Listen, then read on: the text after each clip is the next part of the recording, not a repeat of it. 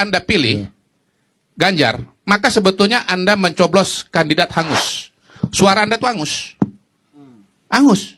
Suara Anda sia-sia. Ya, ini khotbah terpenting pada hari ini. Wahai pemilih Ganjar Mahfud, Anda nyoblos Ganjar Mahfud pada 14 Februari 2006, suara Anda hangus. Yang harus memberikan sanksi, apakah itu baik, buruk, segala macam, bukan sesama lembaga survei, tapi asosiasinya. Karena asosiasinya punya mekanisme untuk mengatur bagaimana cara menyampaikan survei, menyampaikan sanksi, etik atau tidak, dan sebagainya. Menurutku, Bang, maaf Bang ya, pernyataan Abang menghakimi sesama lembaga survei itu sangat tidak etis. Ya saya sudah cabut. Ya. Nahdlatul Ulama, ya Muhammadiyah, ya. Itu adalah organisasi yang punya penetrasi dan punya jaringan sampai ke bawah. Nah, organisasi-organisasi atau kelompok-kelompok seperti guru besar dan kampus ini tidak punya jaringan seperti itu. Dan karena itulah kemudian, maaf Bang, kenapa kita tidak memperdebatkan apa yang disampaikan guru besar itu? Saya nggak perlu memperdebatkan, karena buat saya sepakat dengan yang disampaikan guru besar. Kenapa paksa saya untuk mendebat mereka kalau saya setuju dengan pernyataan itu? Abang coba mematahkan bahwa pernyataan mereka tidak punya dampak elektoral. Sebenarnya masalah kita tidak di situ. Benar nggak pernyataannya? Bukan soal dampak elektoralnya. Saya setuju. Nah, kalau benar ya bilang benar. Besar. Gitu loh. Jangan kemudian kita rendahkan nilai pernyataannya dan katakan. Saya nggak merendahkan. Ini kan analisa. Bukan. Gini Bang. Gini Bang. Ada yang mengatakan guru besar ini partisan. Oke, Abang tidak mengatakan partisan. Tapi Abang mengatakan mau ngomong apapun mereka tidak akan punya dampak elektoral. Problemnya bukan dampak elektoral karena mereka bukan partai politik. Problemnya adalah mereka guru besar. Nilai kebenarannya benar nggak? Itu yang harusnya kita bahas di sini. Bukan dampak elektoral dari pernyataan mereka. Gini, sebagai guru besar, mereka bicara, ya bicara saja. Tanpa harus peduli dampak elektoralnya apa. Nggak ada kepentingan mereka terhadap dampak elektoral. Kepentingan mereka menyuarakan kebenaran dari apa pengetahuan dan ilmu keilmuan yang mereka miliki. Diskusi kita ini temanya tentang pemilu loh. Dan pembahasan itu pasti terkait dengan soal pemilu juga. Karena dari tadi juga disampaikan bahwa bagaimana pembahasan dari guru besar ini bisa tembus ke masyarakat, bisa tembus ke partai politik. Kan tadi di pembahasannya begitu. Kenapa kalau saya bahas soal yang sama kemudian menjadi salah atau nggak boleh? Bukan nggak boleh, tapi maksudku gini. Jangan kemudian mereka ditarik seolah-olah pernyataannya nggak punya arti. Poin kedua. Kenapa? Poin kedua. Karena tidak punya dampak elektoral. Bang Adian. Tapi apapun itu saat ini menurut media sudah ada 214 perguruan tinggi dengan sikap yang sama. Kalau mau kalian remehkan dengan menyatakan bahwa tidak punya dampak elektoral, itu persoalan lain. Itu analisa. Ini sama aja tapi dengan bagaimanapun juga apa yang mereka katakan sudah menjadi kebenaran dari 214 perguruan tinggi dan guru besarnya. Berbagai macam. Saya melihat pernyataan guru besar ini sama dengan saya melihat isu-isu yang lain. Sebagai orang survei itu kami biasa kok. Isu yang lagi Piala Dunia, bicara Mahkamah Konstitusi dan keputusannya. Maaf Bang, kami ini survei sama persis ketika isu itu tingkat pengenalannya, sama pengetahuan masyarakat persis ketika orang ramai-ramai menertawakan ibu-ibu yang membagikan susu di Bundaran HI 26 tahun yang lalu. Beda. Sama. Beda. Sama. Mereka tidak punya dampak. Mereka tidak punya akibat. Tidak. Tadi kan Bang Adian kan mengatakan lembaga survei itu bisa benar bisa salah. Kalau Indobarometer dalam tiap pilpres selalu benar, alhamdulillah. Begini. Nah, ya itulah. Makanya saya sedang berusaha menjelaskan. Pertama kita samakan dulu. Iya. Yang bisa mengatakan tidak baik atau baik segala macam sebuah lembaga survei bukan Abang. Tapi namanya Persepi dan kenapa bukan saya? Saya yang melaksanakan survei kok. Bukan dong. Dan saya cuma menceritakan fakta-fakta yang sudah terjadi. Tidak etis kalau kemudian Abang sebagai Indobarometer itu berdiri lebih awal daripada Persepi. Abang itu tidak menjadi jaminan bahwa Abang boleh menghakimi yang lain. Nggak bisa. Nggak, makanya saya ini sedang menghakimi siapa? Saya ini sedang menceritakan hasil survei saya saja. Kalau misalnya mereka survei lagi saat ini, begini. Gini loh Bang. Sesama biskota jangan saling mendahului lah, kira-kira seperti itu. Gak masalah, kalau saya gak masalah. Gimana masalahnya? Kita menceritakan, gini loh, kita ini sedang menceritakan track record kita. Yang gak boleh itu kita tidak menceritakan yang sebenarnya tentang track record kita. Sama dengan lembaga-lembaga yang lain. Kalau bukan track record, kita mau menceritakan apa lagi Bang Adian? Maka saya ceritakan apa yang terjadi pada dunia survei. Abang tidak menceritakan apa yang terjadi dalam dunia survei. Yang enggak. Yang abang sampaikan adalah 16 ini seolah-olah perlu diragukan ketika dia menyampaikan hasil survei sekarang. Loh, ya bisa jadi kan orang kan percaya nggak percaya berdasarkan track record sebelumnya. Enggak, bahwa begini loh, kalau misalnya Indobarometer dalam beberapa kali pilpres antara lembaga survei nggak bisa saling menjatuhkan seperti itu. Ya oke, kalau Anda nggak setuju, kalau kemudian bukan lembaga survei yang bicara, lain soal. Kalau kemudian abang sebagai lembaga survei mengatakan lembaga survei lain tidak bisa bertindak terhadap lembaga-lembaga itu. Kalau lembaga-lembaga itu tidak tergabung di Persepi, nggak relevan juga pernyataan Anda itu. Bukan, ada 6 asosiasi lembaga survei, Bang. Iya kan saya ngomongkan Persepi. Bukan tadi artinya bahwa yang bukan. Ada 6 asosiasi lembaga survei. Oke, gini. Ada Persepi, ada segala macam.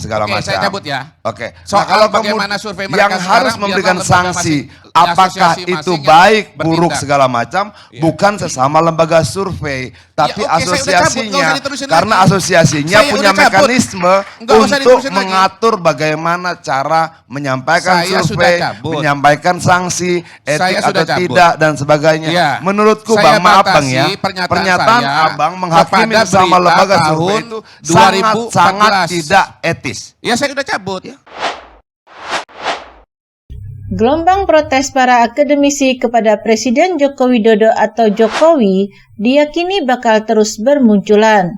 Sikap sejumlah sivitas akademika yang terdiri dari guru besar, dosen, mahasiswa, hingga alumni Universitas Gadjah Mada atau UGM diyakini akan diikuti perguruan tinggi lainnya. Ini kami yakini akan diikuti oleh perguruan tinggi yang lainnya. Ini bukan demi kemenangan kami, tetapi kemenangan rakyat agar rakyat juara.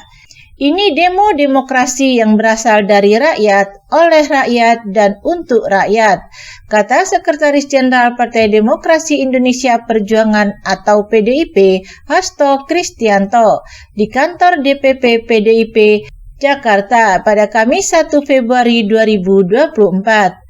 Hasto mengingatkan kembali bahwa pemilu ini menyangkut martabat dan kehormatan terhadap bagaimana semua pihak sudah seharusnya menjadikan rakyat sebagai sumber kedaulatan yang terpenting, karena tidak ada kekuasaan abadi selain kekuasaan dari Tuhan yang Maha Kuasa, Allah Subhanahu wa Ta'ala, tuturnya.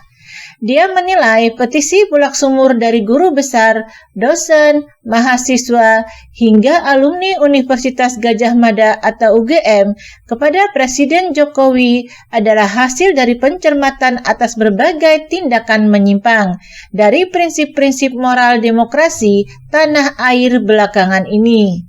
Hal itu ditandai dengan keterlibatan oknum-oknum aparat negara untuk melakukan berbagai intimidasi terhadap rakyat, hingga pernyataan Presiden Jokowi tentang keterlibatan pejabat publik terkait keberpihakan di masa kampanye. Inilah yang kemudian membawa demokrasi Indonesia dalam titik yang kritis, yang mendorong para guru bangsa untuk turun gunung, yang mendorong kelompok-kelompok pro-demokrasi. Bahkan Universitas Gadjah Mada pun telah menyampaikan sikap di tempat yang sangat keramat, sangat penting sebagai simbol Gadjah Mada, yaitu Balairung, kata Hasto. Diketahui sebelumnya, sejumlah sivitas akademika yang terdiri dari guru besar, dosen, mahasiswa, hingga alumni Universitas Gadjah Mada atau UGM menyampaikan petisi sebagai kritik terhadap Presiden Joko Widodo atau Jokowi yang dianggap telah melakukan tindakan menyimpang di tengah proses demokrasi. Dalam petisi bulak sumur yang dibacakan pada Rabu 31 Januari 2024, mereka menyampaikan berdasarkan hasil pencermatan dinamika perpolitikan tanah air yang terjadi beberapa bulan terakhir. Melalui petisi itu, mereka menyampaikan keprihatinan mendalam atas tindakan menyimpang dari prinsip-prinsip moral demokrasi, kerakyatan dan keadilan sosial oleh Presiden Jokowi yang juga sebagai alumnus UGM. Kami menyesalkan tindakan-tindakan menyimpang yang justru terjadi dalam masa pemerintahan Presiden Joko Widodo, yang juga merupakan bagian dari keluarga besar Universitas Gadjah Mada, bunyi dalam petisi Bulak Sumur yang dikutip pada Rabu 31 Januari 2024.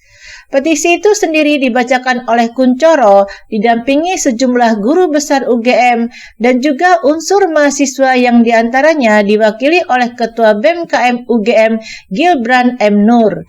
Adapun dalam petisi itu, terdapat beberapa hal yang dianggap sebagai penyimpangan, diantaranya adalah pelanggaran etik di Mahkamah Konstitusi atau MK, keterlibatan penegak hukum dalam proses demokrasi, perwakilan yang sedang bergulir, serta pernyataan kontradiktif Presiden tentang keterlibatan pejabat publik dalam kampanye politik antara netralitas dan keberpihakan.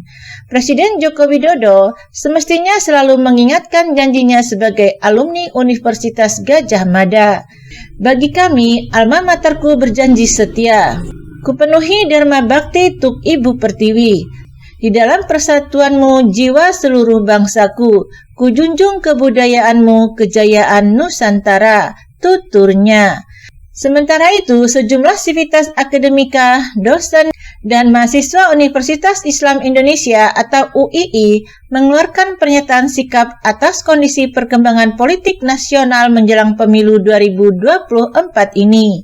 Pernyataan ini secara langsung dibacakan oleh Rektor UII, Profesor Fatul Wahid, di depan auditorium Profesor Kiai Haji Kahar Muzakir, kampus UII, pada Kamis 1 Februari 2024. Pernyataan sikap ini menyusul adanya gejala praktik penyalahgunaan kewenangan dan kekuasaan yang ditunjukkan oleh Presiden Jokowi. Dalam hal ini, mereka menganggap bahwa Presiden Jokowi telah memudarkan sikap kenegarawanan dalam tubuh pemerintahan Indonesia. Indikator utamanya adalah pencalonan Gibran Raka Buming Raka sebagai calon wakil presiden yang didasarkan pada putusan Mahkamah Konstitusi atau MK. Putusan yang proses pengambilannya syarat dengan intervensi politik dan dinyatakan terbukti melanggar etika hingga menyebabkan Ketua MK Anwar Usman diberhentikan. Ucap Profesor Fatul Wahid dalam surat pernyataan sikap yang dibacakan. Gejala ini kemudian diperjelas saat Presiden Jokowi menyatakan ketidaknetralan institusi kepresidenan dengan membolehkan Presiden berkampanye dan berpihak. Presiden Jokowi juga dianggap telah menyalahgunakan sumber daya negara untuk kepentingan politiknya, mendukung salah satu paslon Capres-Cawapres lewat pembagian bantuan beras dan bantuan langsung tunai atau BLT.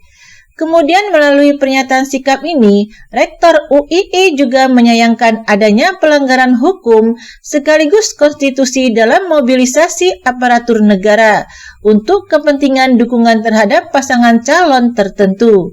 Situasi di atas menjadi bukti, Indonesia sedang mengalami darurat kewarganegaraan yang bisa berujung pada ambruknya sistem hukum dan demokrasi di Indonesia, tegasnya.